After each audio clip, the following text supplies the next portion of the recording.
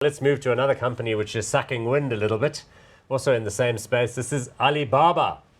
Okay, so listed on the New York market, it's a Chinese company, right? It's one of the two big Chinese internet conglomerates alongside Tencent. They provide business-to-business services in China as well as to customer-to-business. So in other words, if you're buying retail goods in China, they are your go-to place. Retailers, small businesses use them to handle their distribution, fulfillment, and billing in the back end. So it comes to the market, I don't know, about a year ago. It's got a market capitalization now of $144 billion because of its scale in China, which is a huge, huge market. Price to earnings ratio only 21, no dividends. Jack Ma, the CEO. The problem is, let's have a look at the share chart. You'll see what I'm talking about here. Not looking so toasty. I think it listed at like 88 or 89 or something. I bought some then. It goes to 120, but now it's at 57. What's going on here? Yeah, as you say, I think what this is reflecting is the slowdown in China. And given the fact that their tentacles reach far and wide in China, they're having to now sit back and rethink their strategy, perhaps going into some of those cities that have got the ability to actually take their products. Because some of those big cities in China, you know, there are not nearly as many people in them as it was planned for. So that's problematic. Secondly, they loaded up a lot of the internet companies like Yahoo with their stock, and now they're buying it back.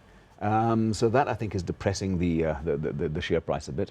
Okay. And with Jack Ma, the founder, now assuming the position of executive chairman. Yeah, he's fabulous, but I think he is stepping back a little bit from the... So I think you put all of that together, it's not a great mixture, if you like, in terms of enticing investors. At this point in time, I think there are better opportunities out there, frankly. Look, China is an exciting economy. People are, really ambitious, and there's an enormous market for consumer services. It's in its infancy in the sense that it's an early stage developing country, so there's lots more customers coming through. But they've got Taobao, which is the equivalent like of eBay for people selling collectibles and that kind of thing. They've got an interest in Alipay, which is like the payment back end that facilitates all of this.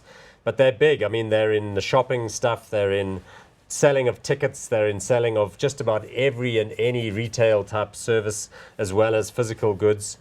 I mean, even this thing, Singles Day. Jack Ma invented something called Singles Day, where they basically said, on this day in the year, you're single, and of course there are a lot of single people in China because the one-child policy, particularly single males, aren't enough ladies.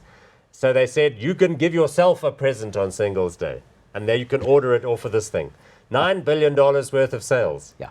It's become like a happy thing, and then the retailers, or the manufacturers rather, bring out specials for Singles Day. Televisions at discounted prices, and pot plants, and new phones and all that kind of thing. Yeah, that's on the November the 11th, and so we've got about 6 weeks to wait to see if that's the roaring success that it turns out to be.